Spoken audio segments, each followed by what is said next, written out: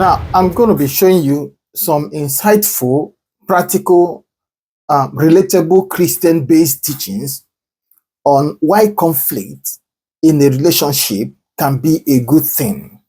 Why conflict in a relationship can be a good thing. Maybe you have been taught that everything about conflict in a relationship is bad. I'm here to challenge that notion, that belief, and let's together make a correction to that belief.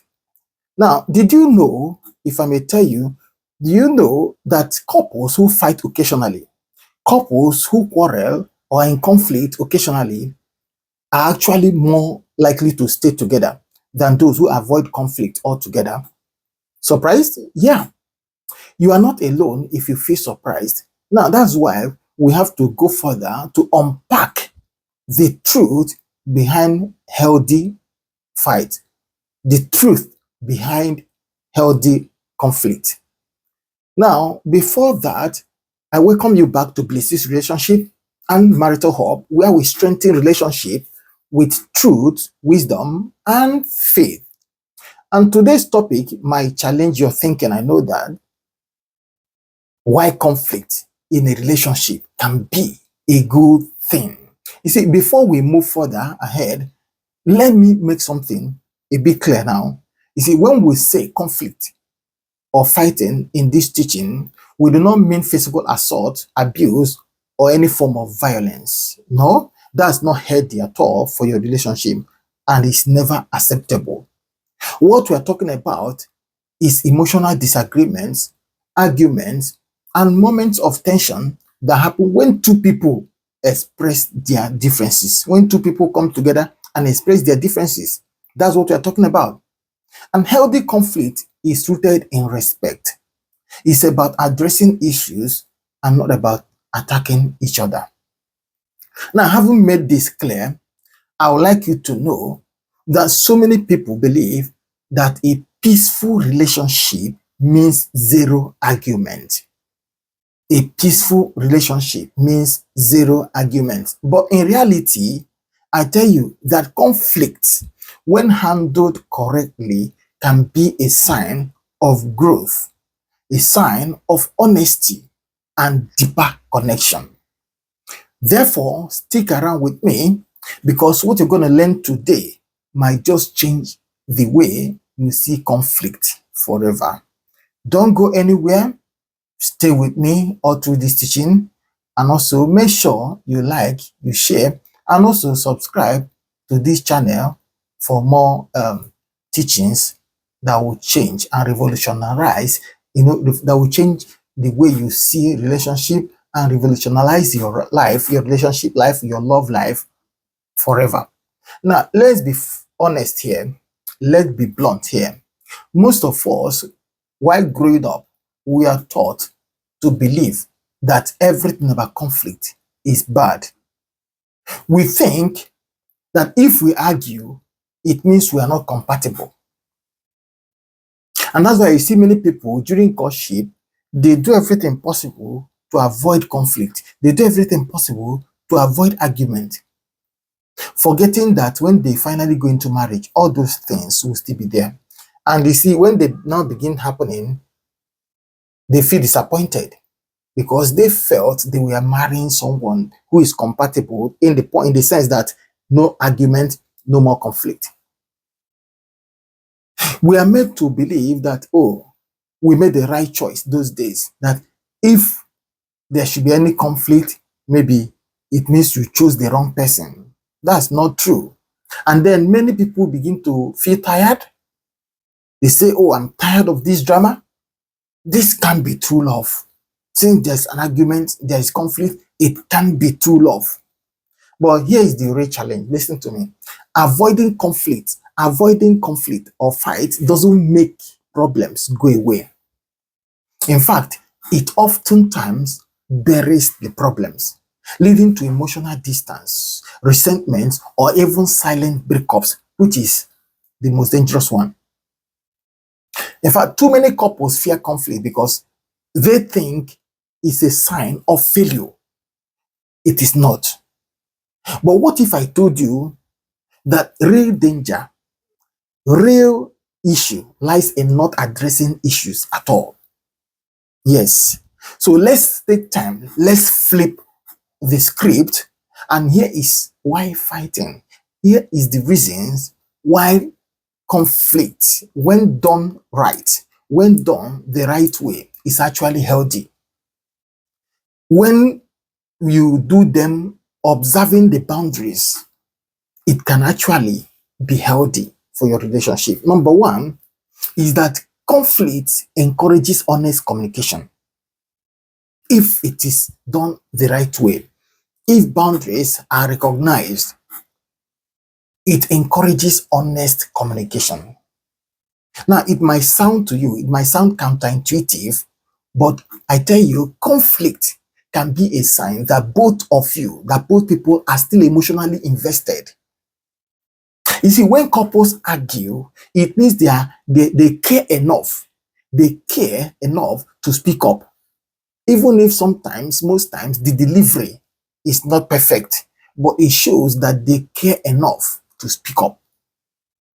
And silence, on the other hand, is the point where relationships go extinct. You see, silence is not the best option. It is a process of, the instinct of love or relationship. When it gets to that point, the relationship is fast drifting into extinct. So many couples who never had conflict, hear me, are not peaceful. Yes, in fact, they are emotionally shut down. They are really faking it. They are really faking it. Forget about what many people told you. Forget about what the things you have heard. Now, think about it this way. When was the last time you argued with someone you didn't care about? Ask yourself, can you remember? So conflict shows that a boundary is being crossed. Conflict shows that a need is being unmet. It shows that value is challenged and that you are willing to fight for the relationship, not just in it. You are involved in the relationship. You are a party to the relationship. And because you want the progress, the success of the relationship, you have to doggedly,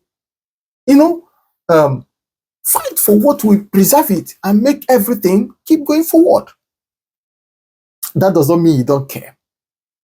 So here's the controversy. You see, total peace in a relationship is not always healthy. Sometimes it means it means that someone is, it covers or masks fear. Yes, when you try to avoid conflict at all costs, it means, conflict, it means fear. Things like fear, control, or emotional disconnection, they are being masked. They are being covered. Some people avoid conflict so much that they even end up suppressing who they are. They suppress who they really are in order to just keep the peace. Now, ask yourself, what is the cost of that peace? This is a simple question that is begging for an answer. You must know that real communication begins when people stop pretending, when people stop faking their lives and start engaging. Yes, even through tough tension. Stop faking and start engaging. Number two thing you must know about conflict is this. Conflict reveals what really matters. It reveals what really matters. You see, every conflict is a flashlight pointing to deeper emotional needs. It might look as if, the argument is about things like laundry, things about phone calls, or even, for example, forgotten dates. But underneath is actually about feeling unheard, feeling unloved, or unseen. So you have to, in every conflict, look beyond what your physical eyes is just seeing presently.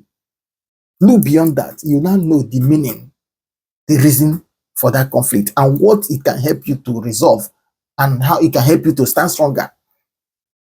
So here is the hard truth. Many couples don't even know why they are fighting until the third round or the fourth round. And that's why they've been trained to focus on behaviors rather than beliefs. But arguments have a way of dragging the truth It has a way of dragging the truth out into the open. That's argument for you. That's conflict for you. Now, let's get a bit controversial here. Do you know that what you fight about, most of those things you fight about, you see, most of them is often what you care about the most. What did I just say? I said, do you know that what you fight about most often, is what you care about most? You can't fake priorities when you're angry. Just like a husband who is constantly arguing about family time might not be, it might not be that he is too sensitive, like someone might define it. It might not be that he's too sensitive. He might be desperate. He might be desperate to feel connected. On the other way around, a wife, for example, who is upset about being left out of decisions might not be dramatic. Yes, she might be afraid of becoming invisible. You see, conflict strip away the social mask and expose what we are truly defending. And guess what? That kind of vulnerability can be the start of radical honesty. Number 3, you must know about conflict is that it builds emotional intimacy. Conflict in relationship builds emotional intimacy. And here is where it gets deeper.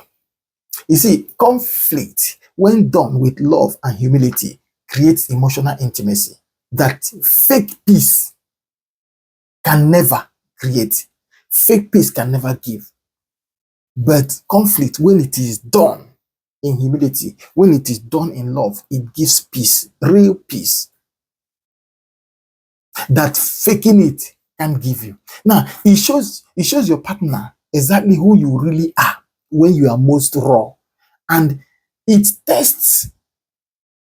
goes a long way to test if they will still choose you when you are not polished, when you are not perfect. There is dangerous myth that says that couples who love each other shouldn't quarrel.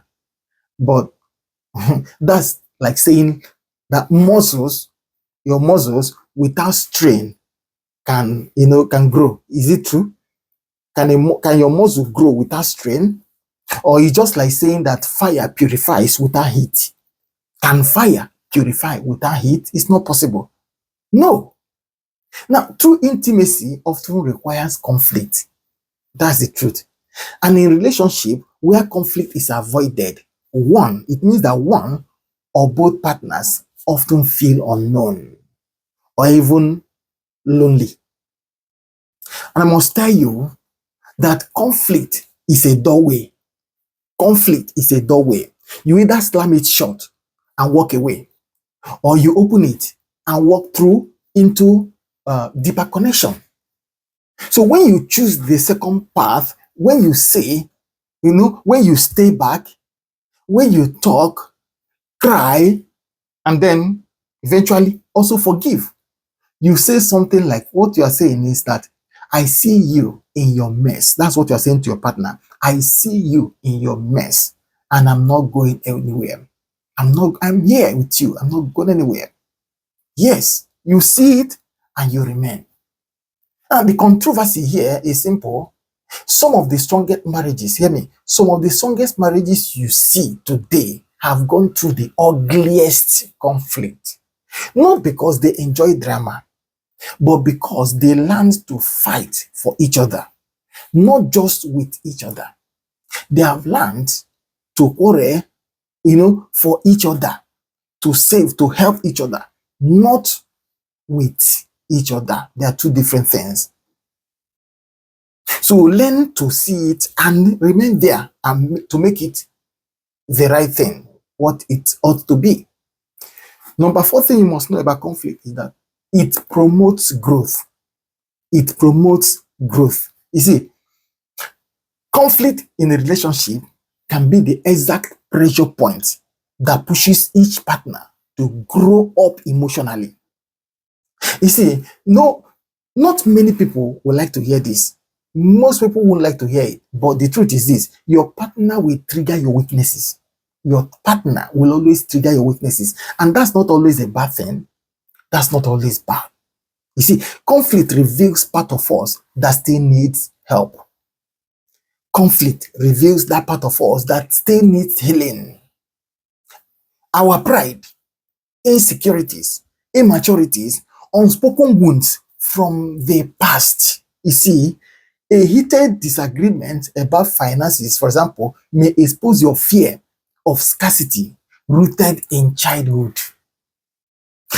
A fight about parenting could surface your anxiety about failure or control. And here is the controversial truth you must hear. You see, your partner is not your problem. Your partner, I said, is not your problem. As a matter of fact, they are your mirror. Most often, your partners are your mirror. And sometimes the reflection is hard to look at.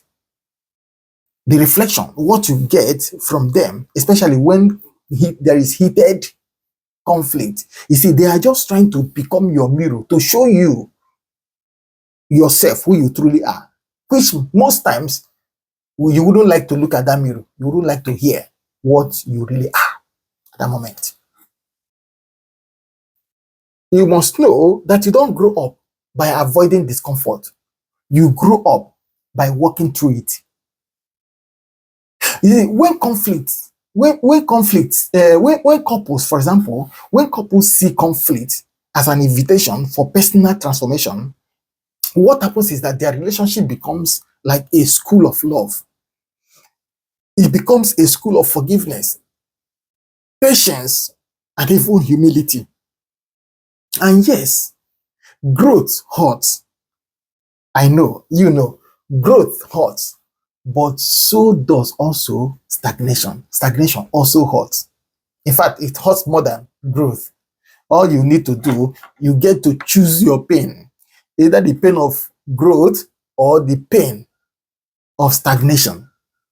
You know, if I'm you, if I were to be you, I choose the pain of growth, which is the best, not the pain of stagnation. Number 5 thing you must know about conflict is that conflict teaches conflict resolution. It teaches you conflict what? Resolution skills. You learn it there. You see, conflict doesn't just expose problems, it teaches how to resolve problems like adults. Every couple needs like listening, tools like listening, tools like managing your tones, tools like timing conversations, and also learning when to walk away and when to lean in. These are the things, the tools you need to learn as an adult. But here is the twist. You don't learn conflict. You don't learn conflict skills by reading a book. You don't read it from a book. You learn them in the ring. You learn conflict skills, conflict resolution skills in the ring, not in a book. You see, one major problem is that too many of us grew up in homes where conflict were either explosive or silent. So now, as adults, they either lash out or shut down. They either lash out or shut down because they never learned how to fight fair. They never learned how to manage conflict. They never learned how to fight fair. But with practice, couples can learn to, 1, disagree without disrespect. 2, they can learn how to express needs without blame, or even how to stay connected even when upset. These are skills you need. And that's where the gold is. That's where the gold is. Yes. Because the way you fight, listen to me, the way you fight becomes the way you solve every other problems, becomes the way you solve every other thing else in life. Things like money issues, parenting styles, even when it comes to intimacy, how to relate with your in-laws, even career choices. You see, it will affect all these things. So the question is not, do you have conflict? That should not be the question. Do you have conflict? No. The question now should be, do your conflict, do your fight teach you how to love better? That should be the question.